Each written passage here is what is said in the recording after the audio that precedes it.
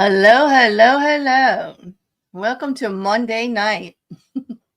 Thank you for the otters in the chat because it is a Monday and we definitely could use all the otters we can get on Mondays. I don't normally do Mondays, but there are some things we needed to cover, and we've got more hearings tomorrow in Karen Reed. And I thought it was time we discussed some of the craziness that's going on in a couple of these cases. Uh, absolutely. Yeah, it is crap. It is definitely Monday.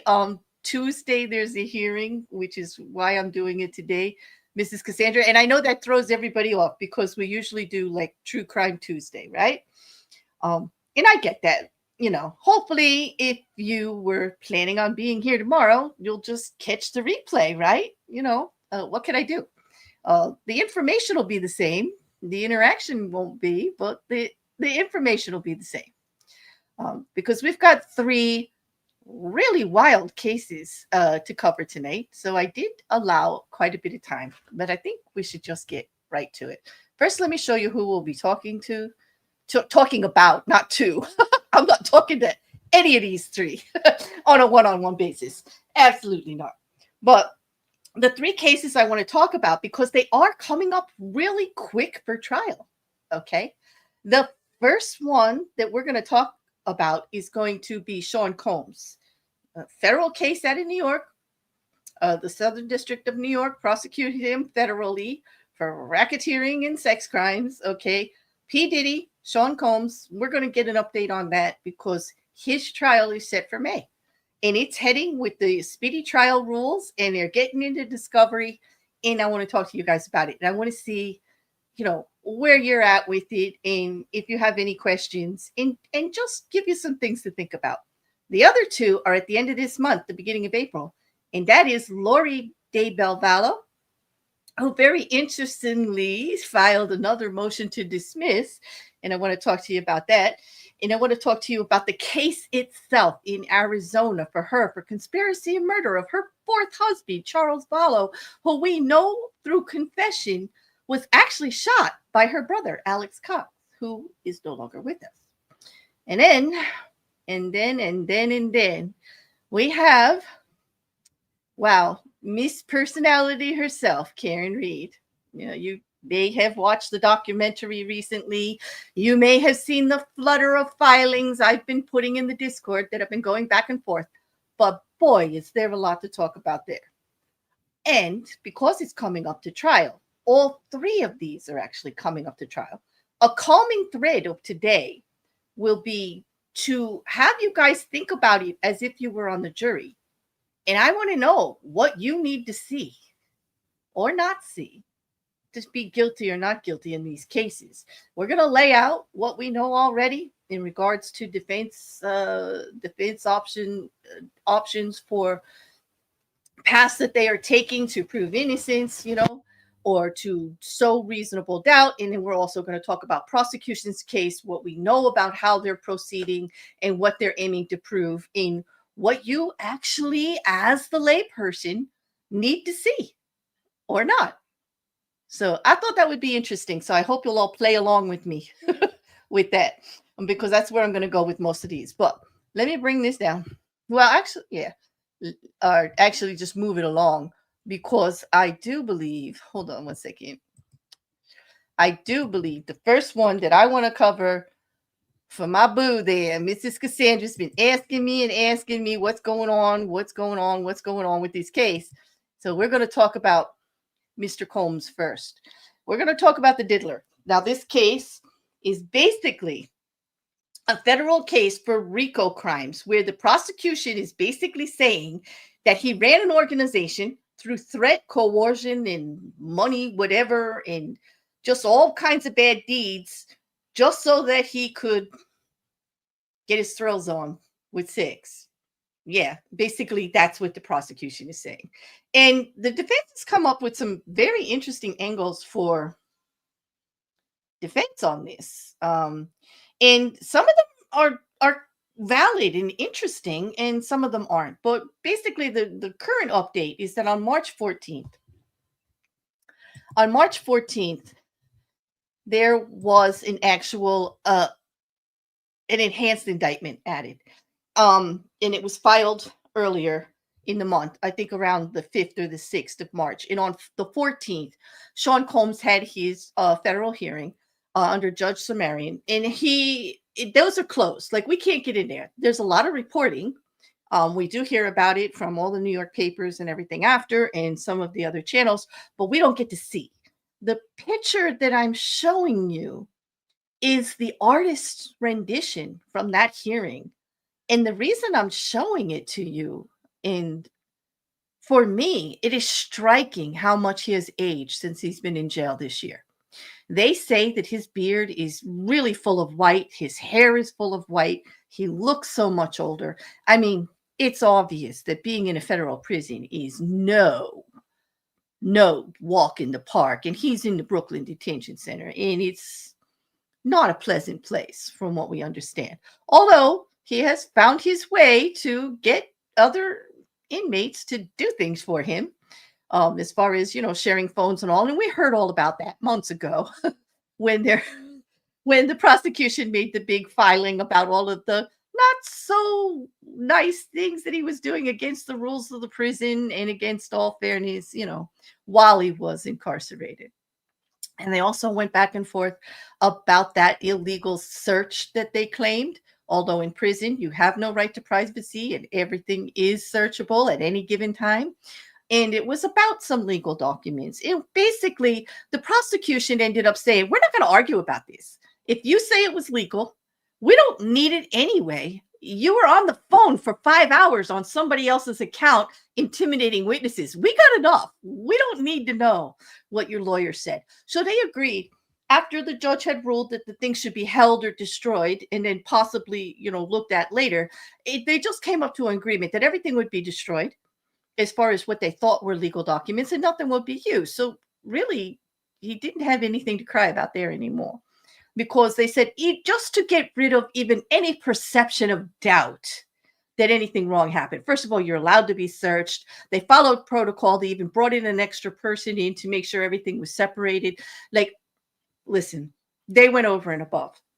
But you know how defense works. They're going to use any angle they can to defend their client, and as they should. That's how the system works. Reasonable doubt. Like, if there's anything. And we have seen just small errors on the prosecution's end or in somewhere in the process or with a document or a time frame where cases have gone thrown out. So, the defense is going to look for anything, and they're going to, vehemently defend their client. I mean, they're well paid. Mark Agnafilo, who's heading up the legal team, is a awesome attorney, and he's out there on the press and trying to, put the stories out there, and he does do a lot of PR. You may recognize the last name. He is married to Karen Agnafilo, who is Luigi Mangione's attorney, and she does a lot of commentary, a little bit Democratic commentary, legal wise, on Legal AF, another channel that I follow for things that are going on in the government legally. She does some commentary there with Mike Popak, and I do enjoy that. She's a very smart lawyer, and she is vehemently defending Luigi Mangione. But that's a whole nother episode that we're going to have to get to sooner or later, because that's also devolving rapidly. Basically, the new indictment on Sean Combs, the new indictment that was filed in the New York federal court, it accuses Mr. Combs of maintaining control over his employees by forcing them to work long hours with little sleep, subjecting them to or threatening them with physical force, psychological harm, financial harm, and reputational harm. That they strong-armed them into doing whatever he wanted, causing them to believe they may lose their jobs if they did not comply with his demands. Mr. Combs allegedly forcing one employee to engage in actual sexual acts with him through threats of violence and force, and continued employing. Those are serious allegations. That has been added to the indictment, and he pled not guilty, of course. The lawyers in Mr. Combs deny that the accusations, the angle of the defense, which has come through in many of the filings, which are now sealed. I can't get you the filings. I wish I could. They're mostly sealed. The last ones that I read and that were reported on are this. They're trying to get the charge dropped for transporting workers over state lines to do prostitution or sex acts. Paid male and women prostitutes, transporting them from one state line to the other.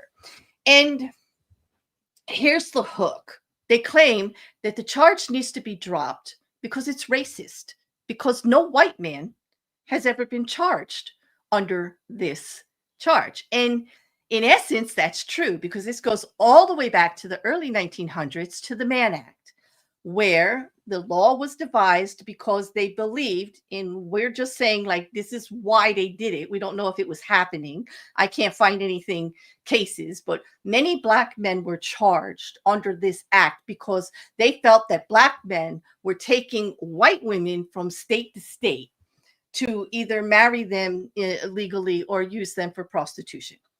And this was one senator's way of stopping it. Made a legal act and is charging. And it's true. They've never prosecuted a white man under this charge. They have charged white men for kidnapping going across state lines, or for prostitution trafficking, or for sex trafficking. That they have. But they've never used the Mann Act, which is listed in the charges. And so they do have a point. However, many prosecutions have happened under this act. So I don't know if actually the judge is going to say, well, you can just get rid of it because it appears to be racist. I mean, at the time that it was actually legislated, there was something particular going on. However, the charge could stand if, are you actually going to defend against it? Like, if you did it, you did it. Maybe the prosecution will have to alter the way he's charged, but I doubt it's going to get tossed, because they do have statements, even from the actual sex workers themselves, of traveling across state lines for the purpose of this. Now, it depends on the purpose, because, in some states and for some purposes, hiring sex workers isn't exactly illegal. It may not be right. You may not like how they're treated. You may have a moral issue with it. But in some places, it's not exactly illegal, okay? And actually, to go from one state to another for work is not actually, trafficking. It depends on if they were sent over there through an actual escort service. Now, according to the defense, and the company is redacted, in their filings, they are listed a very prestigious escort service, saying that all of the hiring of any type of sex worker was legal and above board through an escort service. Everybody knew what was going on. And, well, basically just calling the federal government prudes, because, like, if Diddy wants to have sex with multiple people at the same time, I mean, Diddy should be able to do what he wants as long as it's consent and people are all on board with it. And that's the part I want to talk to you about, because we have the issue of all of these videos. There is said to be quite a few videos of these acts of Sean Combs with two of his significant others, in other words, people he was in relationships with, bringing in other people, either man or woman, into a videoed sexual relationship of some type. And Sean Combs and his attorneys are saying those videos prove it's innocent, because everybody there is having a good time. Everybody there is adults and acting the way they want. He admits to having sex with multiple people, whether in a relationship or not, and liking sex. He says it. That's it. I admit it. Yes, I did. Yes, I did. Did I do drugs? Yes, I did. Did I do alcohol? Yes, I did. But he's saying, you can't prove I ever drugged anybody to have sex, or anybody didn't give consent. And I'm telling you that those videos all prove that everybody was consensual. Now, the thing with the videos is there's been a lot of hoopla about that. A lot of hoopla about the videos because they don't want them to get out. There's protection of the witnesses. There are witnesses and there are victims in this case. There are people that came forward as a victim that'll testify as a victim witness, and then just witnesses in regards to what has occurred or what that they witnessed. And all of their names are being protected to the very end. And the defense team has complained about this, saying it's very difficult to form a defense if we don't know who we're talking about, which the prosecution very snidely kind of hinted back in better language than I'm going to say it. But hey, you're the one that did the deed with all these people. Surely you know who they all are. Period. We're not going to violate their privacy at all. And so there's this whole big procedure about these videos. The government put the videos on a secure hard drive, which under court order cannot be uploaded to any computer that is connected to the internet. And they have given these hard drives that are passcoded off and have no access to only one attorney, Terry Gaffney, over at Sean Combs' defense team. Not even Mark Agnifilo, just this one guy who's taking responsibility for these drives with these videos on it that are going to be used for evidence. Because, you know, in all fairness, the defense gets to see them, and so does Sean Combs. He can only see them when he is actually with law enforcement around him, and it's brought to him on a device that has no connection to the internet, and he can just watch it and that's it. Now, they are going to have an expert that may want to enhance them to show faces or items or whatever, or enhance the audio.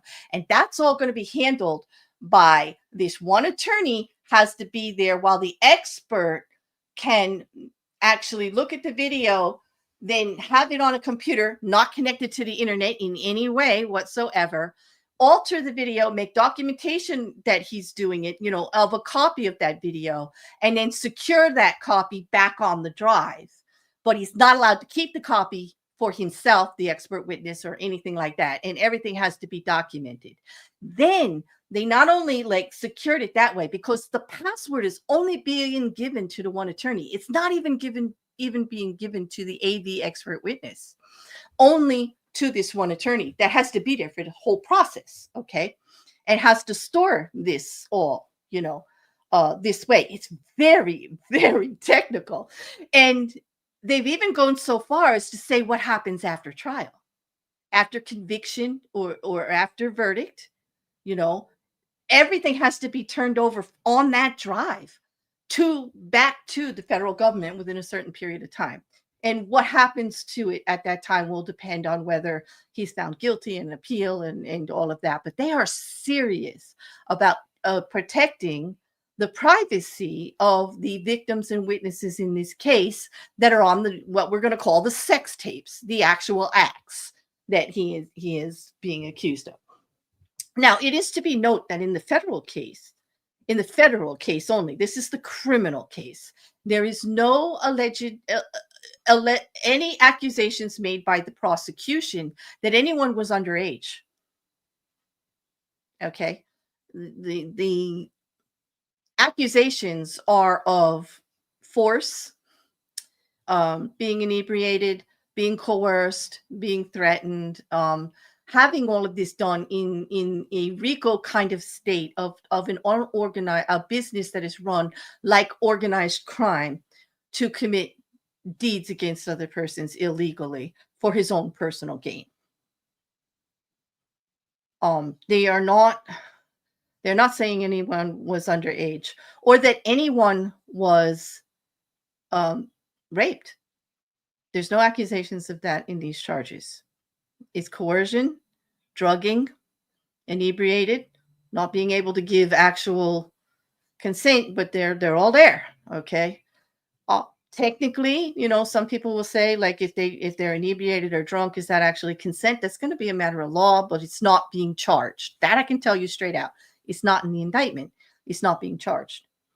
And this is interesting. So the only one who's going to get to see these tapes, it's not going to be the media or any of us. They're never getting out. Is going to be the jury. And so my question is, If he's saying this is all adult relations, you may not like them, they may not be your cup of tea, it might not be something you'd do, but you're persecuting this man he's saying racially because he's so famous and he does things that you guys don't like, and this and that, and you're being prejudiced against him because he's so famous and he has money and he just likes to do this, that you're purposely calling them freakouts when all they are is consensual adult interactions, and that there were no freakouts, that all of these never even happened at parties, that these videos that were made were all in rooms separate from big parties. The perception that's being put out in the media is that everything's been done like, during all these wild parties, but yes, but in separate rooms, behind the scenes, afterwards, before, whatever. I mean, there's witness testimony about the drugging of the wine and the champagne and the mixers. There's been a lot of accusations, but what we don't have are witness names. We do have some speculation, though. We do have some speculation. Like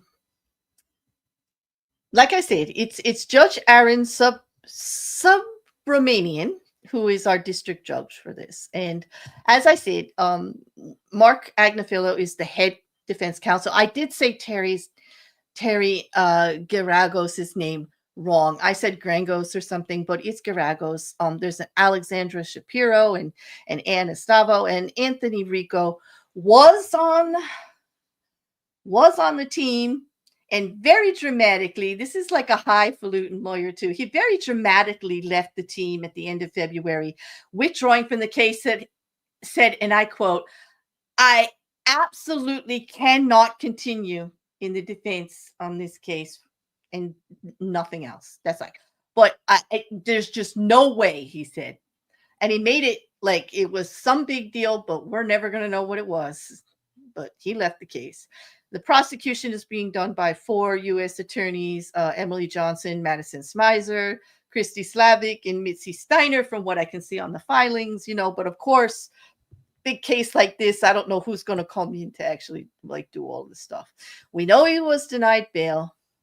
We know that there are still pending motions they're trying to force discovery. They were given so much information that they have to go through. The witnesses and the victims' names are in all of these big terabytes of information that have been given to the defense. But what the prosecution has not been doing, as the defense has requested, is just submitting them a letter with them listed out, like an enterprise letter saying, this is exactly what this person said that you did, and this is how it relates to the charge. So that we have not seen. It doesn't mean it doesn't exist. It was probably filed under seal and given it to the defense, because I can't imagine that Judge Subramanian is going to not let the prosecution, let the defense actually build their defense. He's going, it's just their right to have the information. But I do know that they're waiting until as close as they can, because Sean Combs is also being accused of witness intimidation since he's been in jail. And other charges have been added against that too. And he was denied bail based on that, based on his own actions in jail. Okay. Now, we had the attorney withdrawal. Another thing that happened is, this is just on the gossip end. Kanye West has been out there supporting Sean Combs adamantly. There was a quote that I saw where Cassie Ventura just told him, "You sit down and shut up." And I just thought that was something don't, she said. Okay. So let's talk about some of the things. How about the civil cases? Do you think the civil cases will be coming in to the criminal case? We have to admit there's a lot of similarity in the charges. That could fall under relevancy and admissibility under Rule 404B because of pattern of behavior. Or intent and knowledge of modus operandi. In other words, the status quo, how he did his business. Where we go. And also with the civil complaints, there's a risk there because we're going to be looking at credibility of witnesses. And we have a very big case that included Jay-Z that the Jane Doe actually withdrew her case with prejudice, never to be filed again, and was actually lost a lot of credibility in the media and with the court. And Jay-Z filed a really good motion to dismiss on that, and he dotted the I's and crossed the T's about the improbability of almost everything she said. Yeah. So, and there's more on that in regards to the lawyer and all later. Like we will get to that, But to enter in the civil suit information, it's going to matter like how many of the witnesses are in common that they filed civil suits, but they're actually a witness or a victim in the federal case. There's rumor that Cassie Ventura, who was his long-term girlfriend, and it is said that one of them is a long-term girlfriend, did file her own suit, which was settled the very next day, but kind of started this ball rolling with all the civil suits. And that she is probably victim number one. And that one of the other major lawsuits could be victim number two, And yeah, I hear you, Mrs. Cassandra. Jay-Z was not sitting down and waiting on that one. He got right on it, and boy, did he. And he's kind of still on it. Yeah. So there is like contention on how much is going to come in if the civil plaintiffs are actually witnesses in this case. There's going to be 404 hearings. There's going to be evidentiary hearings back and forth on, and the judge is going to lay down parameters on what they're going to be able to discuss and what they're not. And that's going to be a battle between the defense and the prosecution that we're not going to be able to see like we can in these other hearings, but it is going to happen. They also have to, one of the other things I want to talk about is the defense's strategy. The main defense strategy that I can see based on the reporting and the statements of the defense and what filings we could read is that they are accusing the federal government of a coordinated financial attack, that they are actually accusing them of filing the federal charges and actually coordinating with the civil charges against him to just bring him down, because he's so famous and they don't like what he's doing, and he's built himself up from nothing, and they just want to keep him down. That the plaintiffs have ulterior motives in the civil suit, and that if the civil suit witnesses and filers rather, the civil suit complainants or plaintiffs are actually witnesses in the federal case, well, that bodes to ulterior motives. What about book deals, social media fame, or money? Just trying to squeeze it out of him, cause him some kind of personal harm. I mean, this is the avenue that they are taking. And it's easy enough to see. It's quite easy when you see so many civil lawsuits to feel there's just the smell of blood in the water, and they all want money. They all do. And that the criminal case itself should be tossed out because it's just the federal government saving face under the pressure of all those civil suits, and that they just caved under what looked bad. And that one, as far as I could see how everybody was looking like, look at all of these civil suits that he did all this wrong. Why isn't the government, why is he still walking free? Why are there no criminal charges? Come on, can you admit it? We all thought that when the first cases dropped. How is he not being criminally charged if he did any of this?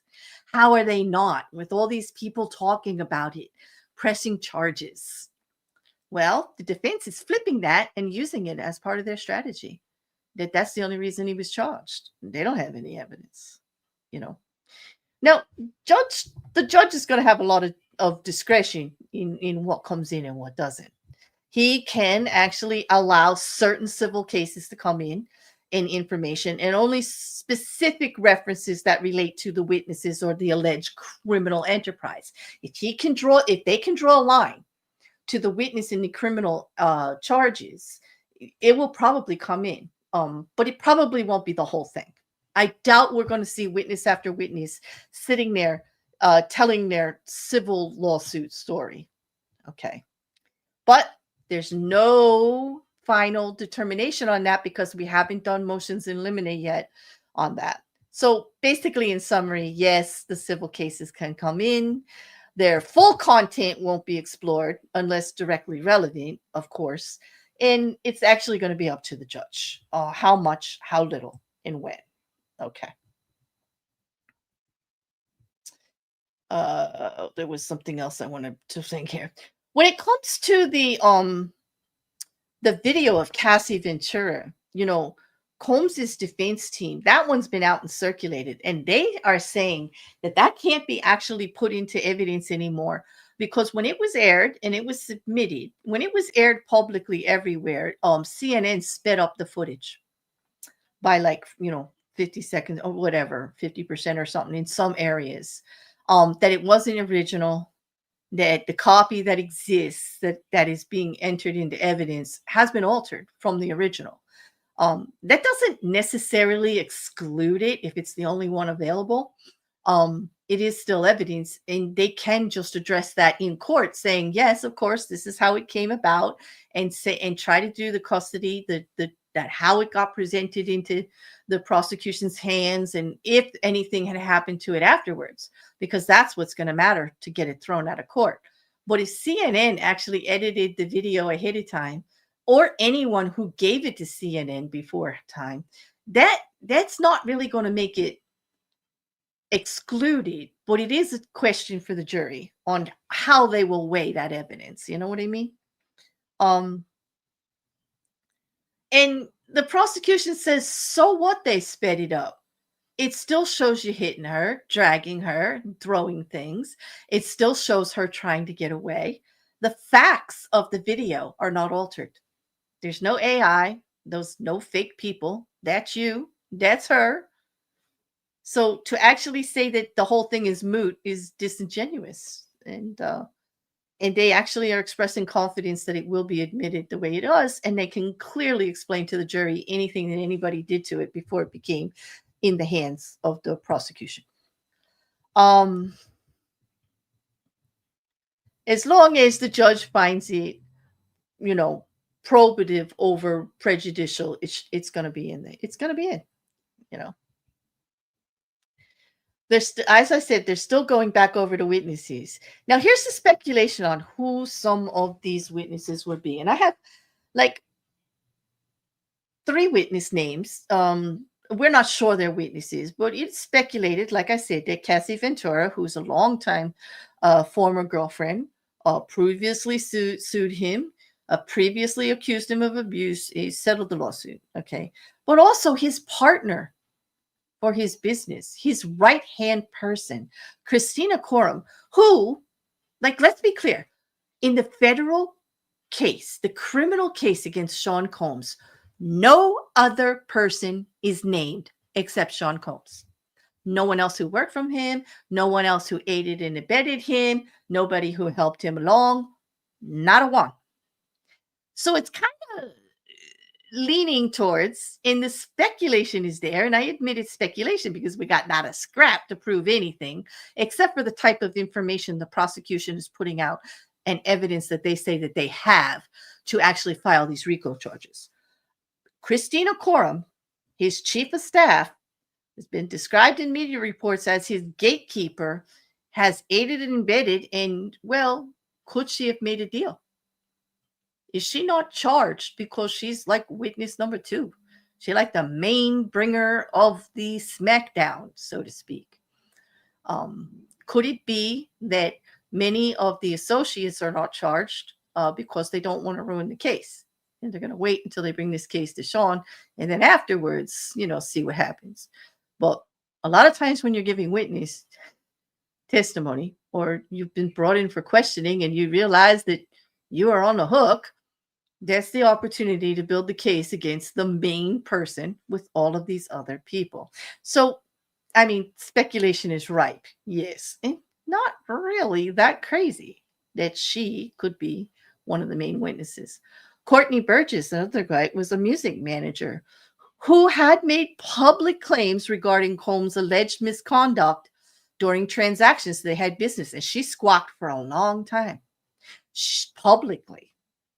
Now, her name has not been mentioned anywhere else, but I would say if she had been complaining about the exact allegations that he is being accused of, begs to reason that perhaps she would be on that witness list, but we don't know yet.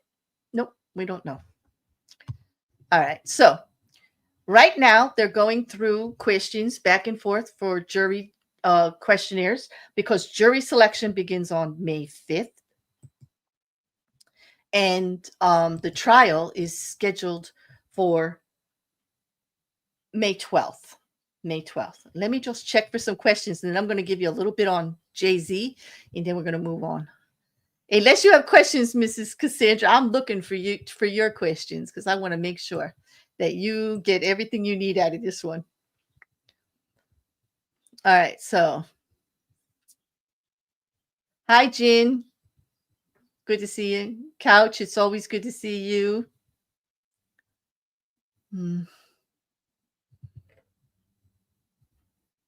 He did look very old. This is what Mrs. Cassandra said he looks very old because this is what happens when you don't have your baby oil. You know, that is a crazy law, Mrs. Cassandra, the main law. And it's still the man law, rather. It's still on the books from 1910. Yeah. Mm.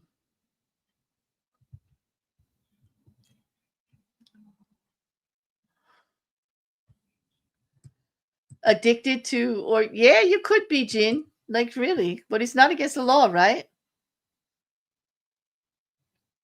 Exactly. Exactly, Jin. This is why the defense is pushing so hard for them to make it easier for them to find the names because they want to they want to do their crosses. They want to know what they're looking at, you know. But exactly because of the intimidation in the way that Sean Combs has acted, and because of the type of charges of, forcing people to do things, intimidation, violence, they're being precautious, you know.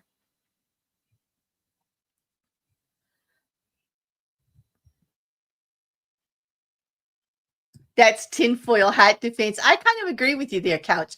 But I do think they have a point on, like, prove it. Am I just like having fun? Like, really, are you jealous? Like kind of thing. Like, are you going to be? Here's the thing, people. How do you think they're going to be able to prove that those people enjoying themselves during these videos were coerced? It's going to have to be what? Through witness testimony beforehand, through the statement of the actual person there, to maybe somebody who saw the before and after where somebody was upset or somebody didn't want to do it, but they were shoved into the room. Like, I'm wondering, like that's what I would need to see. I need to see the coercion. I need to see proof of the drugging. I need to see proof, maybe visually on the video, that they're out of it. And if I see that, like, I'd be done. Like, I'd be like, no, no, no. I don't care if they agreed a month ago. That person's too inebriated to give consent. I don't care. Like that, you should stop. But that's my line. If I was a juror, that's where I'd be drawing it. You know? Yeah.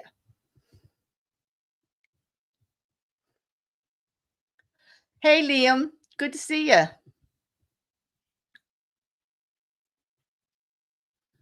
Did someone take my moniker in Maine? No way. We were joking. Was it last night about talking in all caps? Your name might have come up then. Yeah. Thank the developers for tabbed browsing. There you go. I just have a mess of pictures in picture now. Oh no. Oh, something's gone wrong. Hello, teacher Damien. I hope your mom does okay. I'm sorry that you have to go through that, and I hope she has a quick recovery. I really do. All right.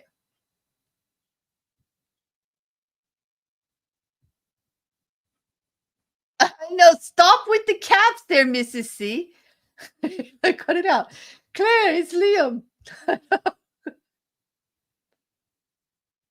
Oh my God. All right. So, all right, let's move on to Jay-Z because I don't see any questions. This is it. 1, 2, 3. I don't see any more questions. Oh, that's how you hang out in both chats, couch. You know, that's what I do too. I got like both chats up on the side and everything. Like, I didn't know. And you have bingo open. I hope you're doing well. But let's move on to Jay-Z. There's a little bit on Jay-Z because everybody knows like Jay-Z was not having it when Tony Busby threatened him. Okay, well, he claims he threatened him with a letter. It was extortion. Either you settle with my client or we're naming you in the suit. And when he pushed back, they named him in the suit. And well, Sean Carter, aka Jay-Z, he wasn't having it. This is the same suit that Jane Doe had on Sean Combs about her being underage, you know, traveling to this place to be taken to a home and then assaulted by both of them and some woman, celebrity B, you know. But here's the thing, that's been dropped. Yes, it has. But the reason I'm talking about Jay-Z is because Jay-Z filed his own suit. Okay. And he filed that, I do believe, in the beginning of March. And he said that in that lawsuit that the woman and the lawyers who filed the complaint, Tony Busby and David Fortney, which are the attorneys that worked with Jane Doe, were soullessly motivated by greed in abject disregard of the truth in the most fundamental precepts of human decency. Now, of course, the lawyers in Busby's law firm that were also named as defendants in the lawsuit, which was filed in the Southern District of Alabama, in federal court, by the way, and where the woman referred to in the lawsuit as Jane Doe lives. Okay, so that there's jurisdiction. He alleges that they collectively caused him harm to his personal and professional reputation. We saw the quotes about deals that he lost right away within a month of them actually associating his name with this lawsuit and Sean Combs. How many business deals he lost, he was able to prove it monetarily because remember, to claim like a defamation lawsuit, which he is, defamation and malice and harm. You have to prove malice, but you also, because you're a celebrity, have to prove loss of income and damage to personal contract and reputation. And he could within a month because people did back away from him immediately. And he is a big financial guru kind of guy. He's got deals going all the time and he can prove cancel deals here, cancel deals there, blah, blah, blah. He said they coordinated the release of it to damage him personally because it was on the day that his daughter's big debut with the Lion King was in, it was a big thing. He made a very valid case and now he's going civil because he's not accepting the apologies. All right, Jane Doe dropped her suit. But in this filing, she's doubling down and saying it's all true. She's saying just because I'm not prosecuting you because I can't put up with the hassle doesn't mean you didn't do it. She's pushing back. I kid you not. I kid you not. She doubled down in her statement. And that gave Tony Busby a little foothold. Now, Tony Busby in the interim dropped several other cases too in the area because like he got hit hard with this other company that he was working with, this other law firm that was supposed to be actually vetting the cases, and Tony was filing them, and he's getting accused of not vetting them or not being vetted properly. And that's attorney misconduct. Frivolous lawsuits is a thing. No judge really likes it. And if you complain enough, like Jay-Z did, a judge is going to do something about it. And they did. They tossed the whole thing and reprimanded Tony Busby. I don't know if he got an ethics violation against him. I do know that he was under another attorney to practice in the state, that he doesn't have a license in the state to practice. And that is why the other attorney is on there too. So anyway, that lawsuit for Jay-Z will be going forward. And we'll keep up on that one too. All right, so let me just look for questions and then I think we will move on. I'll give you a choice of which crazy woman you want to, and I say that lightly. I don't mean to be so judgmental, either one of them, but There's some crazy things that have been happening with both of them in this case. But we've got Lori Daybell Vallow and Karen Reed coming up. You guys have any preference?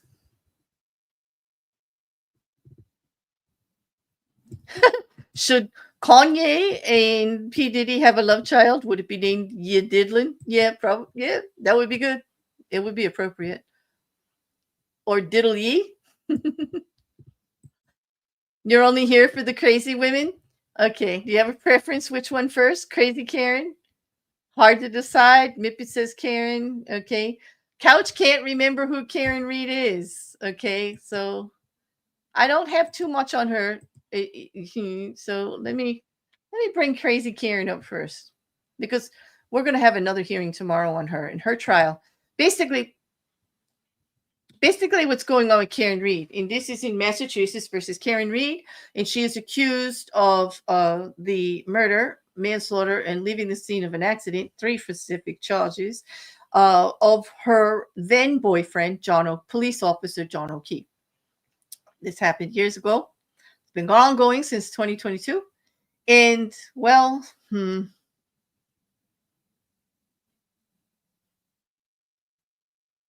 we're sticking with Claire then? What do you mean? Hard to decide if okay. Ooh. Oh, oh, for violating the caps key. Did I?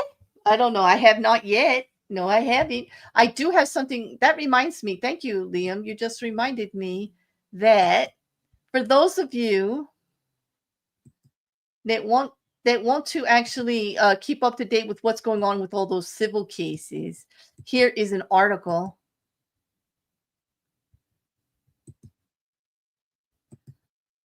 Here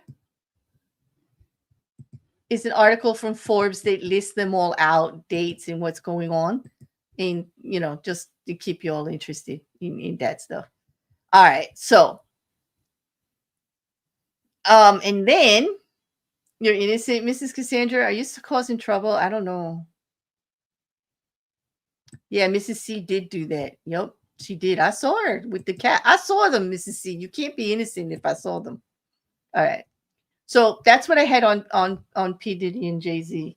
I wanted to get that out. Oh, and the other thing that I had, if you want to get like the particulars of what's going on, here is a well, it's not exactly a legal reference, but it's the Chat GPT update that they send me on P. Diddy, if you want to check that out. I know. I did kind of step into that trap, didn't I, Gene? I don't blame you. I don't mind being crazy. I'm at least crazy fun and not crazy harm, you know. we need a court case to settle Mississippi versus the state of Bear. The state of Bear is gonna win. Like, yeah, I saw it all. I could prove my case. She can claim innocent all she wants. Like, I got it in spades. Yeah. Yeah. Okay. Anyway, back to Karen Reed. There's a lot going on. All right. You may have seen the documentary that Karen Reed did. She's still out there talking all the time. And well, that might have come back to haunt her, because the prosecution has decided to go down the path of consciousness of guilt in their prosecution of Karen Reed, which means they're going to try to prove that the reason she's out here talking and changing her story and doing this and talking about things she shouldn't even know, unless she actually saw the incident, consciousness of guilt. That little things that she has said and done indicate that she actually is guilty. And they have just actually asked for all of this new documentary, all of the background footage, and all of that. But here's the kicker. In recent filings, it's apparent that prosecutor Hank Brennan watched the video, or somebody did watch the documentary and told him about it. She speaks on her original conversations with her attorney, David Yannetti, in the first 3 days from the incident. She talks specifically about things he said and she said and questions that she asked him. And you may say, big deal. But what she actually did was actually void her attorney-client privilege. And now Hank Brennan has asked the court to give him communications for those 3 days between Karen and David Yannetti. All the text messages and phone calls. Now, we know that with consciousness of guilt is the reason that the other 3 attorneys have been added to the witness list, or at least we speculate so. We're not in the mind of Hank Brennan, nor has he laid out his case for us yet. But it begs to reason that that would be one of the issues. Because of all of these out-of-court statements that Karen Read makes, which she has every right to, but she's also under advisement that everything she says and does can be used against her in a court of law. There's no privilege.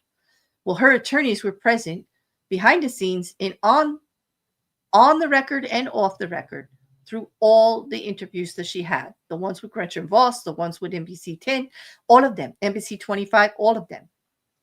And all of that has been subpoenaed and coming in. And all of Gretchen Ross's off the record stuff is coming in. But that Hank Brennan already has. The only thing he doesn't have is Gretchen Voss's personal notes, her work product. But as far as the taped interview, whether they used it or not, they have it all, which includes up to 30 interceptions of the attorneys each, Elizabeth Little, David Yannetti, and Alan Jackson, while Karen Read was making her statements. In other words, she would say something, then they would stop her or make a question or talk to her about it, and then she would say something else. And all of that's going to be reviewed by Hank Brennan. So it's going to be interesting, to say the least. Now, the other very interesting thing is the aspect of witness intimidation. Now, it was agreed in the last hearing, if you watched my videos, and I do hope that you did, to get up. Like, I've been making them shorter for you, you know. But the hearings have been, well, let's just say they've gone from interesting to tense to freaking fireworks in the last one, to where I don't even know if I'm going to make it through to one tomorrow if it's anything like the one before. Everybody acted badly. You know, I hate bad legal manners. The judge was even rude. Every attorney was rude, unnecessarily rude, and accusatory and name calling, and it was not good. It was definitely not good. Well, basically, in the beginning of the hearing day, they were in federal court because Hank Brennan had petitioned the trial courts for the YouTuber Diddy's accused of intimidating many of the witnesses, and that was in contact with Karen Read via a intermediator, her friend Natalie, who, oh, by the way, was just added to the witness list also. And that would be also to accredit these messages that Hank Brennan is now acquiring from the court, and it was approved. He went and said he wanted Turtle Boy's phones. Turtle Boy is the YouTuber, and it was approved. So Hank Brennan now has those communications, and there are communications there from Karen Read, but most of them are through this person, Natalie. Now, the reason I say that is because we have seen a lot of this on the socials already. A lot of people have already posted some of this. Turtle Boy himself, other people have posted a lot of this from the phones. I don't know how they get this stuff, but it did intrigue them enough with the witness intimidation and everything. But he's not going for witness intimidation. They agreed in the hearing not to talk about that. That should not be part of the witness's testimony unless the door is opened by the defense. And then the judge did agree that then Hank Brennan can talk, ask questions, and they can talk about it as much as they like. However, that's not the angle he's going for. He's going for consciousness of guilt. And so I ask you, if a defendant contributes to the reporting of her case in such a way to release witness IDs, phone numbers, and addresses so that intimidation can happen, who releases grand jury testimony, who is actually trying to taint her own case, that kind of helps consciousness of guilt, doesn't it?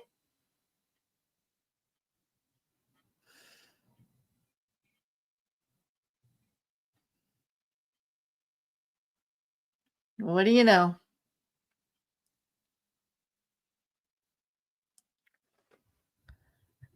No proof. Oh, what? Oh, you mean, oh, you're talking to Jin about something else, not the case. I'm sorry.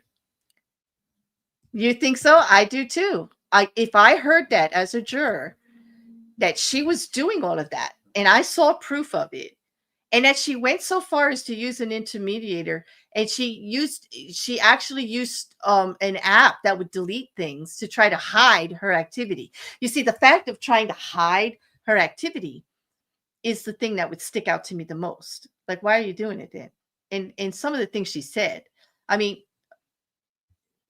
we know that Michael Proctor was a bad seed about this. He said some very unprofessional things.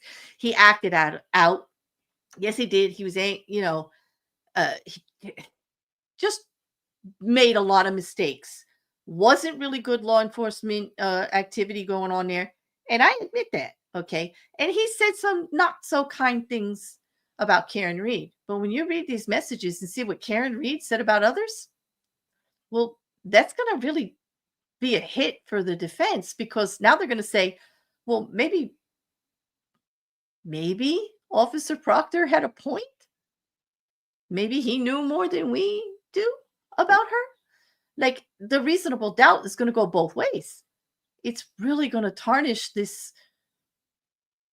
The whole thing the defense is saying is that they're going to go for third party. They named 3 of them. They named the Colin and the brother and the other one. They named 3 people. Oh, Brian Higgins. Okay. Because, of course, he wants Karen to be guilty of this because, she wouldn't leave John for him or whatever, or because he wanted her or whatever. And of course, the senior Albert is because it was his house, and like he just had some thing against him from whatever. And Colin Albert, the teenager, because of like a Halloween prank that went bad a couple of years ago. There's supposed to be bad blood.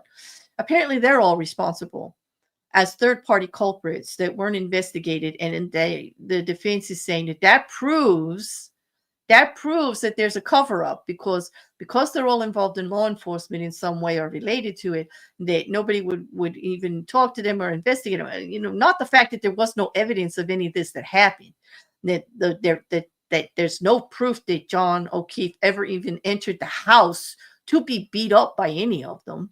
There are no marks in the snow, no drag marks, no ability. There's no time frame difference from when he actually hit the ground to when he would have went in the house, had all this done, and then dragged out. No, there's no real evidence based on the time frames from digital analysis, cell phone analysis from Karen Reed's cars, the evidence of the broken taillight. And they have just recently proved that the taillight was not actually broke in the video that the defense has provided back and forth from John O'Keefe's house, where she says she backed into his vehicle, and that's how she broke her taillight, not running into John O'Keefe, who put the taillight evidence all in his sweater under him, but that didn't happen. And I don't want to sound like I'm saying she's guilty. It still has to be proved in a court of law. But I do get a little when people come at me like there's no evidence. And I'm just like, have you not been paying attention to the actual forensic? Yes, they did collect blood and stuff like that in solo cups. It was a blizzard. Was the investigation perfect? Absolutely not. Hey, I'm the first one to tell you it was shoddy. Okay. But I don't believe that half a town, a whole house full of people, and every law enforcement officer involved in the case, every forensic person, every crime scene person, the fire people, the first aid people, and the people at the hospital are all involved in a cover-up to convict Karen Reed, and that she's innocent, and they're all working together to convict her. Like, it's going to take a lot to get me to believe that if I'm sitting on the jury. Okay.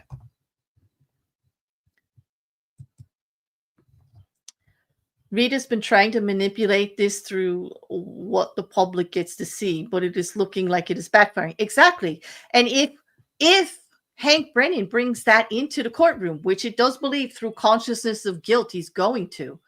Is that going to let the jury see her as manipulative and possibly guilty? Why would she be manipulating the public this way if she wasn't? Or does it just make her an unlikable person? Some people are telling me, no, that just makes her unlikable, but it doesn't make her guilty. I'm like, yeah, but consciousness of guilt, like, what is she trying to cover? We've got some serious stuff here, serious misstatements, we're on 5 different versions of what she said happened that night. Will she be on the stand? I doubt it. If her attorneys allow her to take the stand, I think that's an immediate appeal. As it is, she's not really going to be able to say attorney misconduct based on the sanctions that were going to be done for her attorneys actually not being candid with the court and actually paying the ARCA, having conversations with ARCA witnesses, misleading the court as them being neutral and unbiased when they were paid witnesses for the defense after they were finished with the federal investigation. Yes, the federal government hired them first to do something, and it was that information that the defense wanted them to bring into the court. But there's no doubt that they were in contact with them to actually bring this into the court for their defense. And they had conversations, they had an outline on what would be said and a payment. And when asked directly by the court numerous times, as recent as February 6th of this year, they were told, nope, they were federal witnesses, nothing to do with them. We're not paid. And they were neutral and unbiased. You cannot be neutral and unbiased when in one of those emails it says, here's what I'm going to testify to. If you need any changes, just let me know. Where is neutral and unbiased in that statement? And all of that's coming in. They're not going to, I don't know if that can actually come in when ARCA actually testifies, but Judge Canone did say that ARCA's not testifying without voir dire. And defense had a fit. I actually watched Alan Jackson look like he was going to have a stroke. I don't understand what we're going to be talking about in voir dire, he says. Like, what? Like, he's worried because, like, if it does get approached that they try to say this is an FBI witness, and then Hank Brennan gets to say, did you have contact with the defense? Did they pay you? And ARCA's got to say yes, because the ARCA witnesses also said that they were neutral and hired by somebody else, and did not actually disclose. But they weren't really asked directly. So it's not, I don't feel it's technically perjury. It looks a little shoddy to me. Well, it's not like it doesn't happen every day. I mean, you can only really hold them to the actual statements they make. If you don't ask the question, whether it's true or not, you can't really do anything about it, right?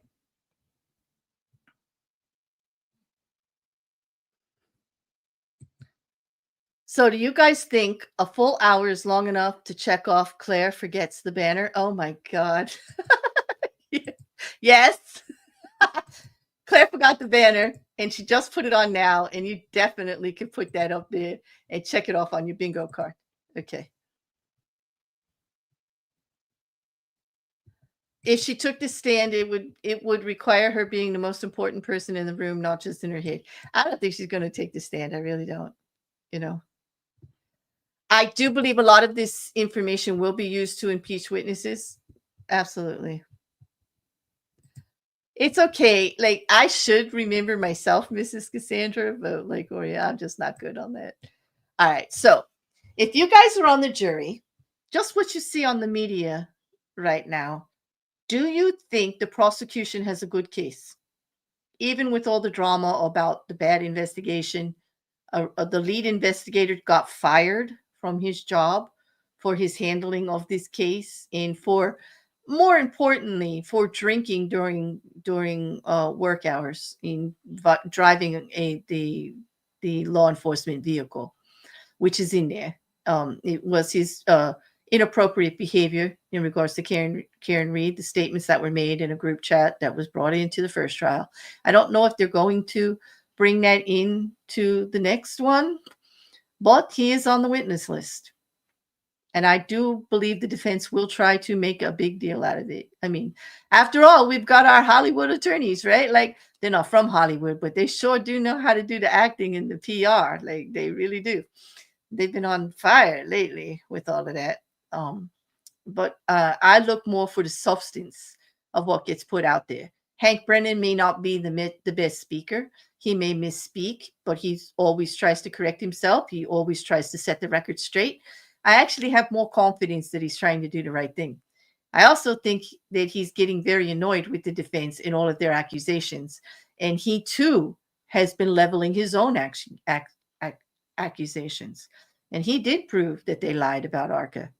In Judge Canone was willing to set sanctions. Well, she also believes that Karen Reed has the right, if she wants to take the risk and waive her right to say ineffectual counsel, to keep those attorneys after Judge Canone made a ruling on the record that they were not candid with the court and that they purposely, on multiple times, misled the court in their statements in regards to it, and they should be sanctioned. Well, she didn't, because she was going to kick them off the case, because Karen Reed wants to stay with her team, and she chose the rights of the defendant over the sanctions. That doesn't mean that there won't be investigation by the board later. That doesn't mean that she can't go later and do sanctions on them based on their conduct in this court. Like, she could. I'm sure she could. But she doesn't seem the type. I do think she really tried to balance it. She made the record, which is damning enough, because that goes against all of them.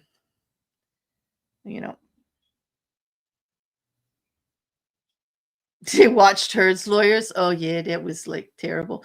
Well, I think anybody who watched the Amber Heard trial would keep their defendant off the stand. Liam says, I think that there is enough to show her guilt, just as long as it doesn't get swamped by theatrics. This is true, but with these lawyers, I'm sure if you watch the hearings, it's all theatrics. It really is. I mean, there are good lawyers. Robert Alessi is a very pragmatic, very detailed, kind of long-winded, but who am I to say anything about that?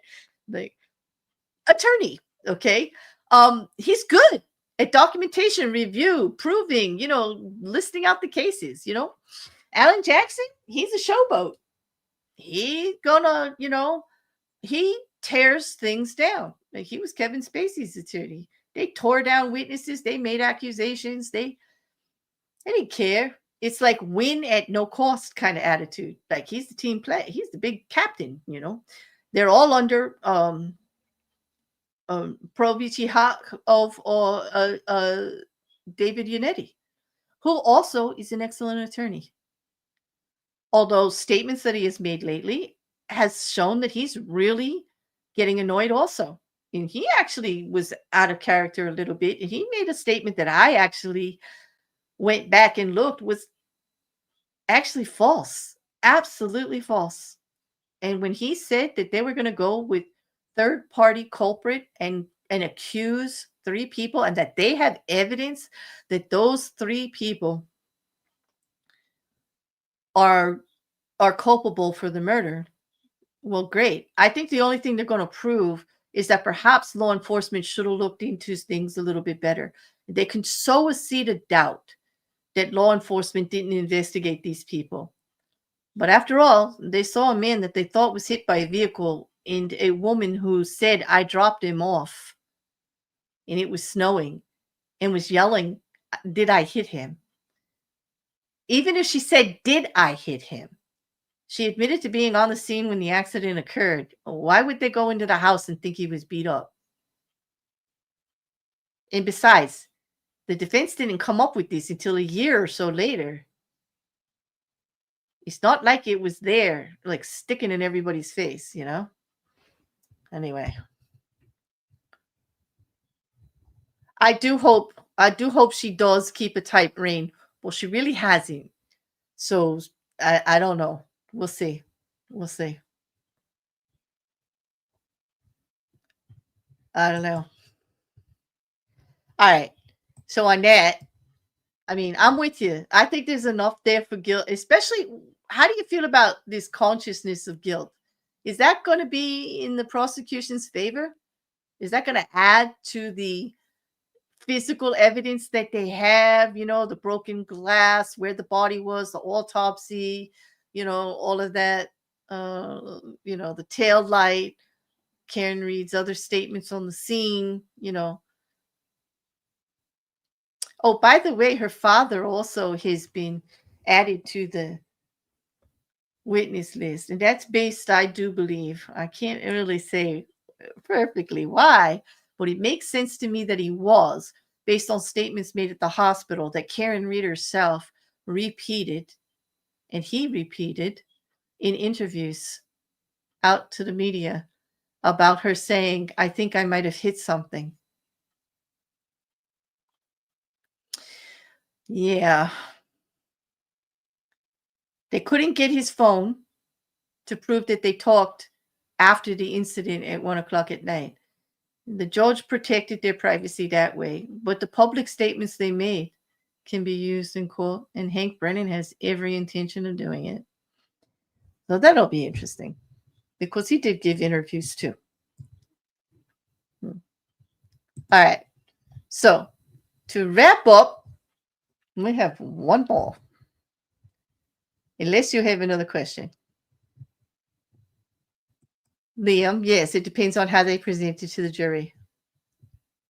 Because it's all in whether they understand what you're saying, whether you lay it out in building blocks that just build on each other, I think that was the problem in the first trial. Everything got sideways and nothing was actually tying together sufficiently.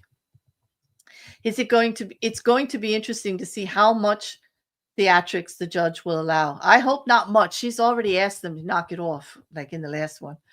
And then she was furious with the defense, taking Karen's story all the way back to conception. I don't know. I just know that she talked a lot, and there's a lot for them to bring in. And it needs to show that the alternate theories which the defense put forward are mere smokescreen. They're going to. I do believe Hank Brennan is absolutely prepared to tear that apart. They've already proved with the statements they made to the media about Colin Albert and why, like the young one, why he would be accused. They already proved that Karen's versions of what happened during that altercation were gone. And there was no bad blood. There's nothing there. The owner of the house barely knew John O'Keefe. He only knows him through other people because they all are on the police force. It was the first time he'd ever been to that house. And Brian Higgins, well, Karen Reed has more motive because she didn't really go in there to that party. She was sending John in because Brian Higgins was there. And she had been flirting on the phone with him while trying not to break up with John O'Keefe at the same time. I mean, it would have been the last straw. He definitely would have walked away because whether Alan Jackson keeps saying they were happy. You could see on the video. Well, they were out in public and they were drinking and they're a couple. So they're not putting their public. How many of us have been in relationships where you do not put your personal stuff that's going on like right out there right away? They were having some contentious arguments. The niece who lived in the house with them testified to these arguments, But Alan Jackson keeps saying, no, it was only about the donuts the day before. They were perfectly happy. And yet the text messages do go back and forth. Stop calling me. Why are you badgering me? I'm tired of arguing with you all the time. And yet at the same time, I'll be there Monday to work on the plumbing. It's like they were having some ups and downs, but it wasn't perfect. And it wasn't at the final straw either. Okay. It does seem like Karen had some complaints. And then there's the accusation that she thought he was cheating. If you listen to the messages that she left after she says that she drove away because he never came back out of the house, they're vile. They're accusing him of cheating. They're calling him a pervert. And she says it's only because she was drinking. I don't know. Yes, you get more violence when you're drinking. That's for sure. I think that Reed is another person who has gotten away with so much because of social standing and the ability to fact talk, deflect, and doesn't see why it would not work this time too. Exactly, because it's everybody else's fault. Absolutely no accountability whatsoever. You know, and yet David Uniti's first statement about his client was that it wasn't intentional when she was first charged with manslaughter the first time. So there we go. Okay, so all right, so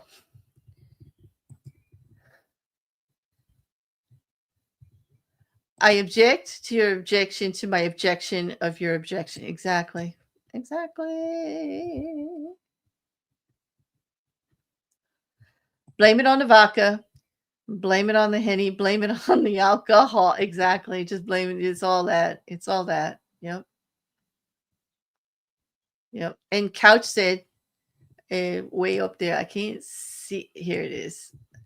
I think it'll be messy, but there's a chance. Exactly. It's going to be a matter of perception and how it gets put out there, because it could go either way, right? When you're doing the consciousness of guilt and you're trying to put all her statements out there, it could look nitpicky. You know, it depends on what he picks and how he does it and how he ties it all in, you know.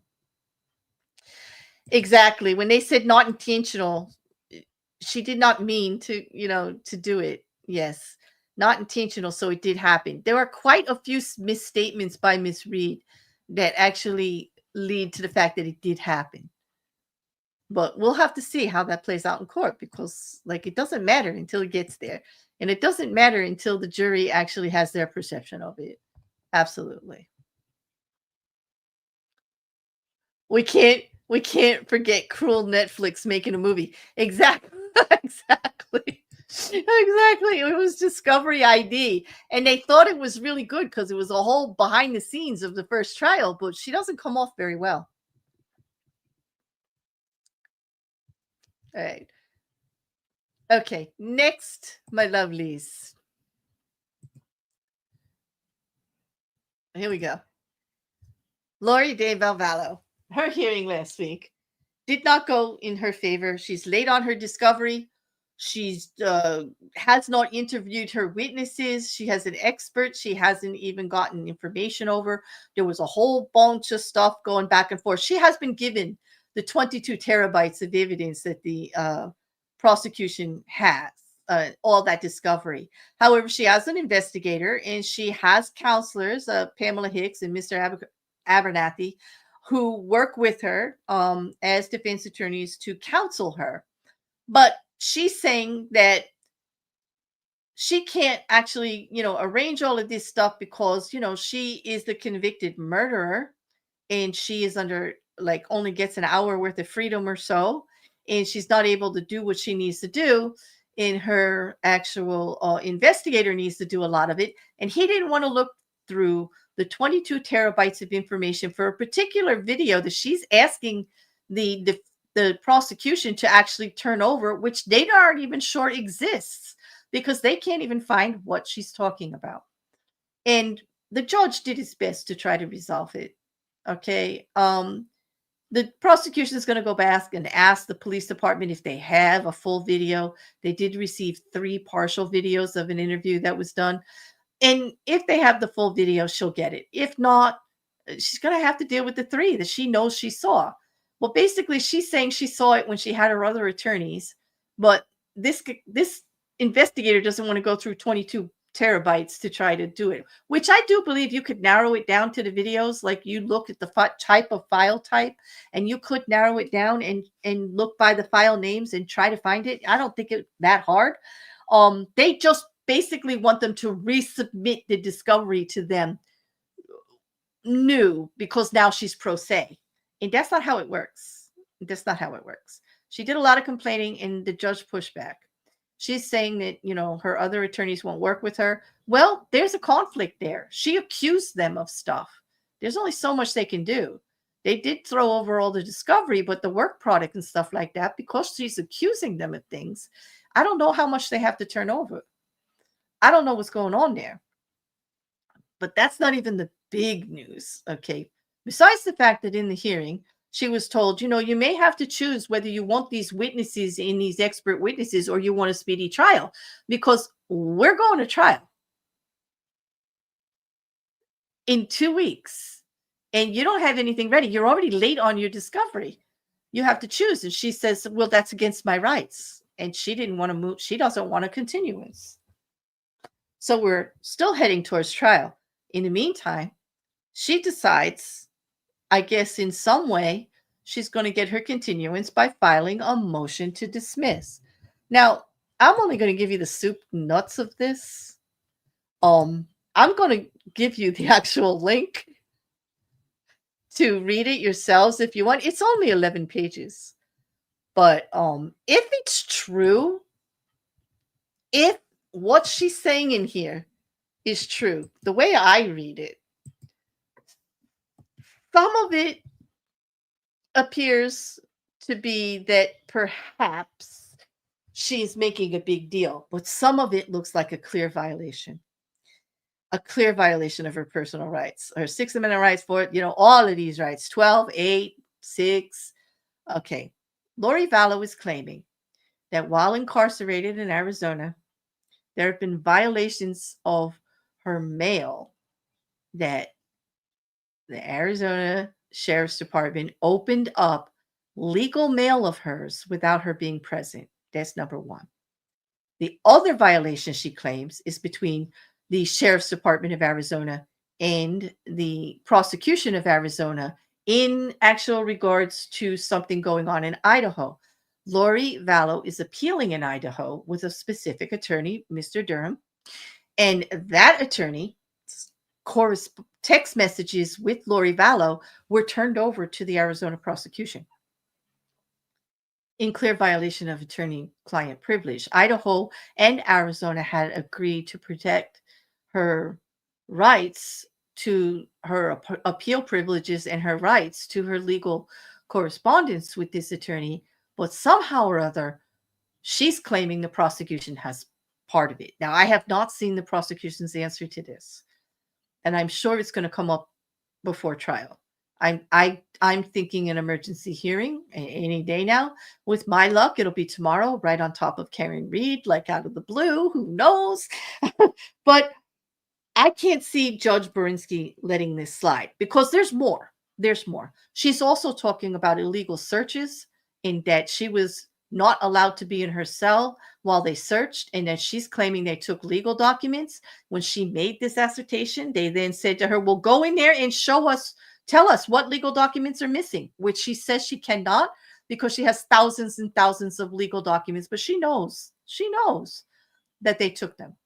She's also claiming that in February, the beginning of February and one other date, that an envelope that was clearly legal correspondence between her and her attorneys was put under her cell door in the middle of the night, and it was opened outside of her presence. Now, I will tell you that in Arizona prisons, legal mail, what is designated as legal mail, and we will actually talk about what the requirements to be legal mail are in a few minutes. But if it's legal mail, correspondence between the accused and the attorney, and if in this case, even though she's pro se, in regards to her counsel attorneys, or her previous her appeal attorney in Idaho, that's all confidential.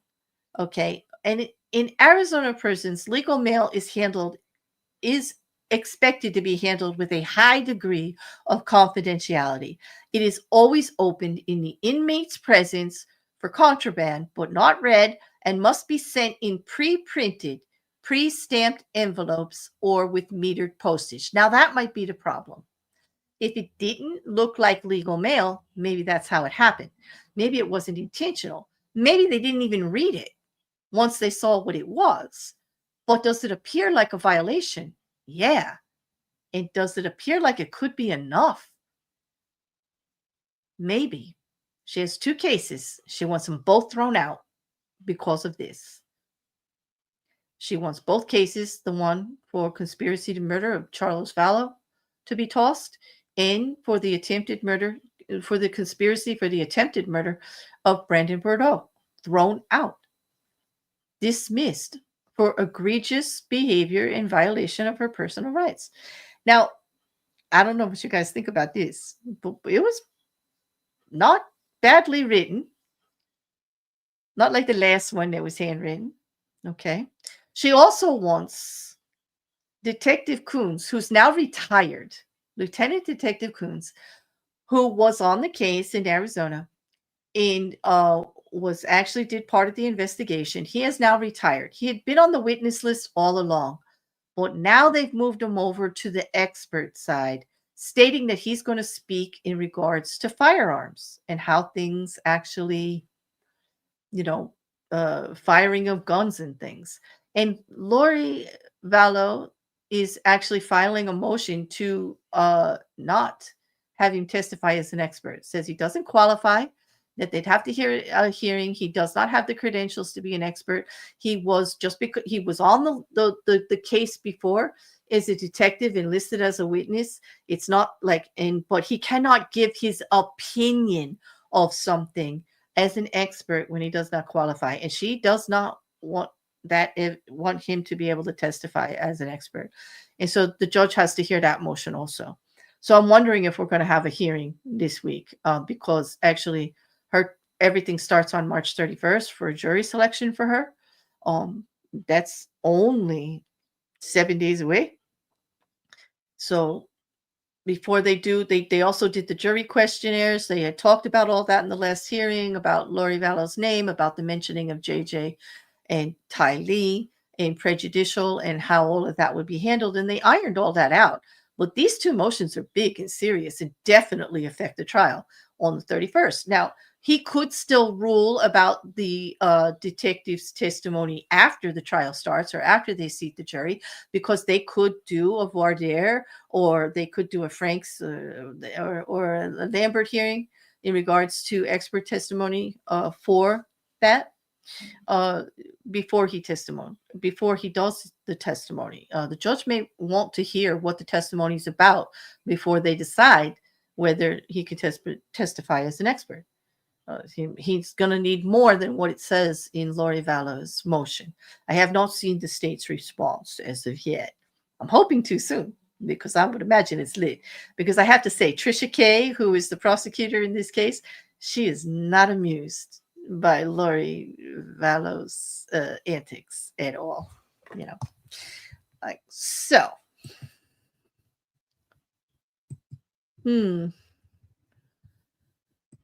The prison has the responsibility to check everything coming into the field. Yes, they do. But that's why they open legal mail and just look for contraband without reading it in front of the prisoner. Because with legal mail, there is attorney-client privilege, and that has to stand, especially if you're, for an accused.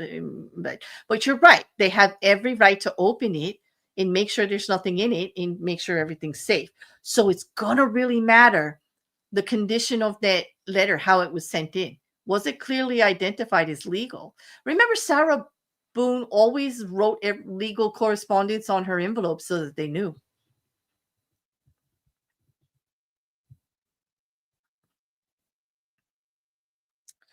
I know, Jin, her mail. No, this is her correspondence. I guess I should have said correspondence, but no. Very funny though, Jin. Yeah. Hey, student. Good to see you.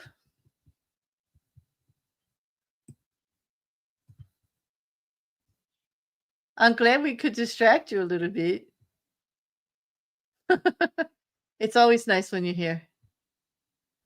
You're getting paid that much to watch me? That's kind of cool. Like, I think that's impressive. And I'm very flattered that you chose us as the distraction. Yeah. Wait, so she did something the wrong way and is now complaining and blaming everyone but herself for the consequence. Nope, that doesn't sound like her. Well, I'm not sure she did it the wrong way. I don't know how this correspondence came through. Okay. And I don't know that anything was taken out of her legal mail. I mean, I think she's just throwing that in there.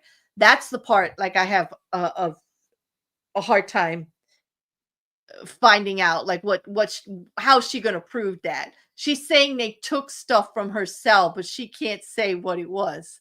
She just knows they did, even though she wasn't there. And when she came back and she's accusing them of it, they're like, tell us what is missing, and we will go and look in contraband or whatever and find out, because we did not take your legal papers. She's accusing them of reading her legal documents and all of this and telling, like, she's very paranoid. But the mail being opened and slid under her door could be an issue. But bigger than that is the fact that she says her messaging, her correspondence in messaging with her appeal attorney was turned over to the state. I have to find out what that is about. I'm sure the judge is going to try to get more information on that. That would be clearly a violation. I don't know how that affects her case in Arizona, because this is the appeal for Idaho. It had nothing to do with Arizona.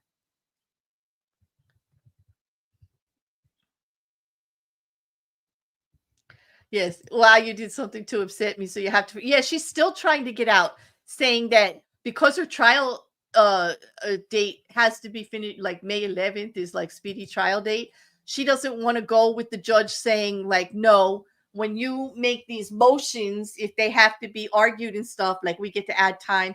When you actually had to go for mental competency, the clock stopped, so we added time. All of this. When you actually decided to go pro se and fired your attorneys as we went through the transition, the clock stopped. Like, these are things you did, that she did and that she wants, and she doesn't want to acknowledge that the clock stops. She doesn't like the idea that the judge can stop the clock counting on her speedy trial rules. She's real adamant about it. And she ends every single brief, every single motion with, in violation of my personal rights, in violation of my rights. Everything is a violation of her. Everything is very, very Sarah Boone-esque there. She seems to be coming at it that they are being prejudicial and they're doing a sloppy job, and they just want to convict her because they don't like her, and that they have no case. And she swears they have no evidence. You know, she rightly said that they have no evidence I touched JJ or Ty Lee, but she was convicted of both of their murders. Tammy Bell, the conspiracy, the same for Tammy Daybell, and she still got life sentences for it. Like, I think she's a little clueless as to, yeah, that can happen. You don't have to touch the person. You have to be intricately involved in actually planning it. And since it was your brother that did it, in a lot of the timeline in your statements actually indicate yourself, I got to see. Conspiracy is really a hard thing. Because the jury kind of has to be on board with the possibility that she would do it. And that has to start before you even start connecting the dots to lay it out, because with conspiracy, it's very hard to have concrete evidence of, because very rarely will you get a statement from a defendant or an accused that says, hey, yeah, I did. I wanted them dead, so I went and paid this person, and then I told them how to do it. And then it's like, you don't get that. Okay. You have to dot the I's and cross the T's, and you have to lay out a clear case of the plausibility of it. And then it depends on the credibility and the character of the person and how they actually are defending themselves, or if they put a defense forward, where the jury goes with it. Conspiracy, for me, is never a slam dunk. It is difficult. Okay. Yep. Lori Boone-esque Daybell. Exactly, Liam. I hear you on that. Okay. Well, that was good. I made an hour and a half. Look at that. Like a half an hour on each of them. Well, a little more on some and a little less on Lori Daybell. But the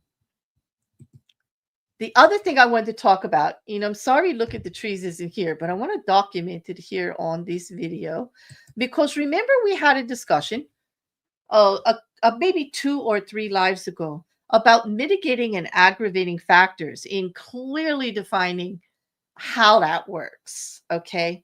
And so when I am researching, and I did not research each state, like each state can vary it a little bit, okay, and have different types of aggravating and mitigating factors. But what I was asked is to delineate between the two and how they are used. Okay. So in sentencing and charging, and this is, you start with the charges, right?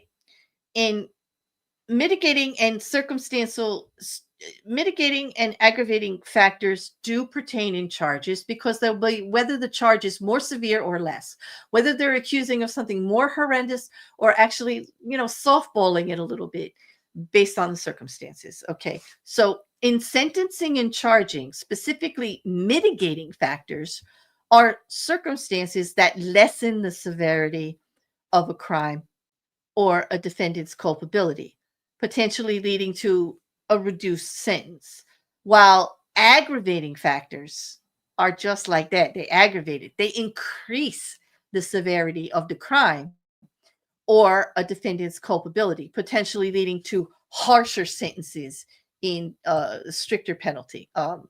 So here we go. Like mitigating factors or circumstances, while not excusing the crime, they reduce the defendant's moral culpability or the severity of the offense.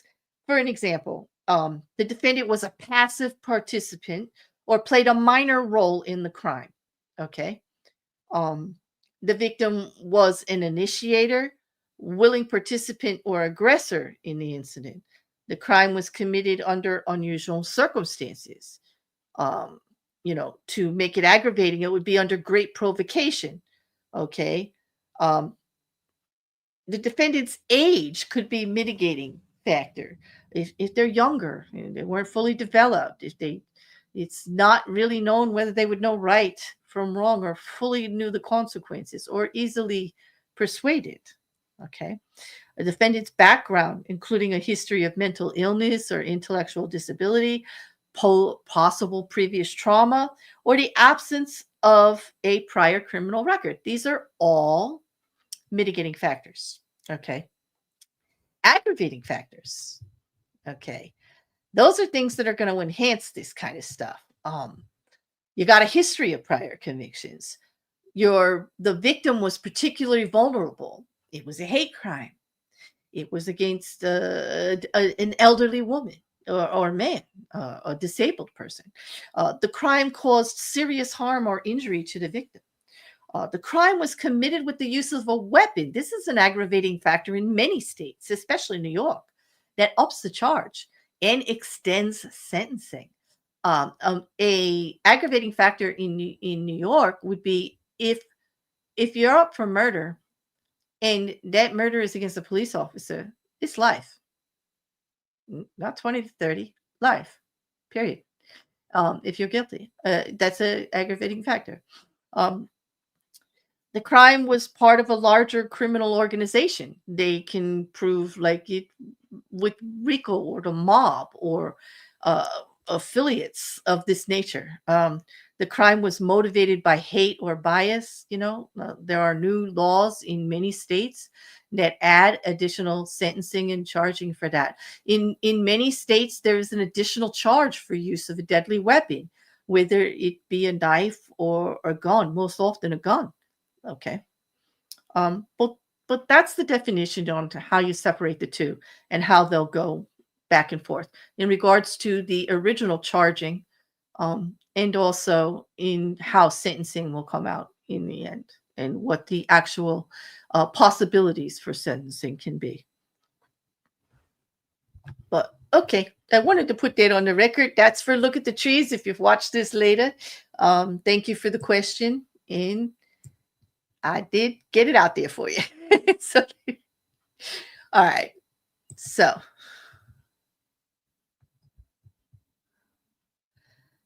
accessory is easier to prove. Yes. Accessory to a crime. Yes. Like if you were just a participant, the driver is often an accessory or like a passive person to a robbery. However, if a murder in certain states occurs or another serious crime during this robbery, which might not be that biggest part of the crime, their charges go up with the driver, even though they weren't inside, especially if somebody else kills them, especially if they do use a gun.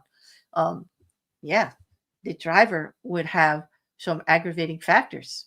There was a murder committed and it was the gun and you drove him there. Yep.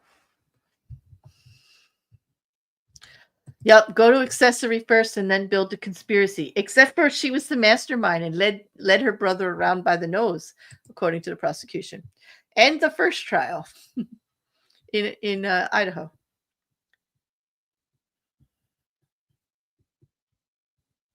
Hmm. All right, everybody. I think that that's going to be me for tonight. I can feel my throat constricting as I continue to talk. But I do appreciate the last 8 hour and 45 that you have spent with me. I'm glad I finally got to do the P Diddy Sean Combs update. I hope, Mrs. Cassandra, we've made you happy and gave you everything you needed on that. you know, and don't forget, you can always hit me up for questions on any of these cases, even opinion or a question or further understanding you want or something to look up. Just hit the back of the videos. I answer every single one. Okay. And I do like to hear from you. And I do want to get the rest of the cases updated out here for you. So we'll be plodding along, but tomorrow is definitely a hearing day. So I doubt I'll be on tomorrow night. I do think that perhaps I may be on Wednesday night. I might have something for you then. There are a few that have some updates that we could knock out. But otherwise, I'll see you towards the weekend for some hangs and some stuff like that. Thank you so much for all of you that are watching after the fact in helping keeping the channel thriving. I see I get a lot of after views, and I really do appreciate that. I really do appreciate the live chat. I love to interact with you guys when I am out here. Thank you for coming. I'm always hesitant, like, is anybody going to be here? So I'm always thrilled when you guys show up and actually talk to me. So I'm not out here talking to myself. And I want to answer your questions and get you the information that you need in like an informative way, in an informative way, because I want to know how you guys are looking at it too. So on that, I'm going to say like, share, and comment. Oh, and one more thing.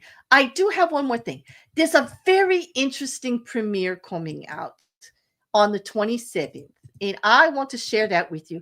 Christopher Mate is doing a premiere on the scientific racism renaissance, the aftermath of integration, going all the way back, okay, to how some of the legislation and everything was for thing. It's very informative. If you've ever watched any of Christopher's videos before or you've spoken with him, he has a way of explaining it and giving you all of the information, and it's very easy to understand, and it gives you the concept, very informative, and it sticks with you. It's not going to be a very long presentation, but it's definitely going to be worth it. So please, everybody, just check out Chris on the 27th, I believe that it is.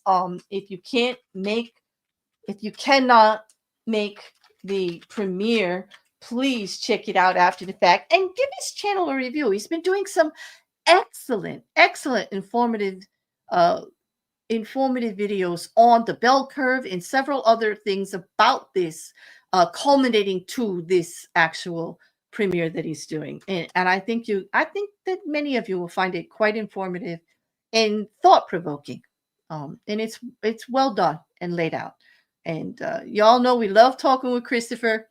He's well informed, well educated, and he puts it out there in easy way to digest. It's always a thought provoking conversation. It's not one of those highfalutin kind of things, but it is backed by evidence in studies in legislature and all of the history. And honestly, y'all, many of you that talk with me know that I really think keeping the history straight right now, especially with what's going on in America, is important. It's very important. We need to know how things got to where they were, how certain legislation was made, why it was made, how things have changed since then, why it works, why it doesn't. We can't address issues without that foundation. So that's where I am with that. I would watch it just for that, just to keep the history straight. Okay. On that, everybody have a good night. If for any reason you don't catch the link and thing, I've got the link for Christopher's video also on the community tab. Everybody have a great night. and I will see you again soon.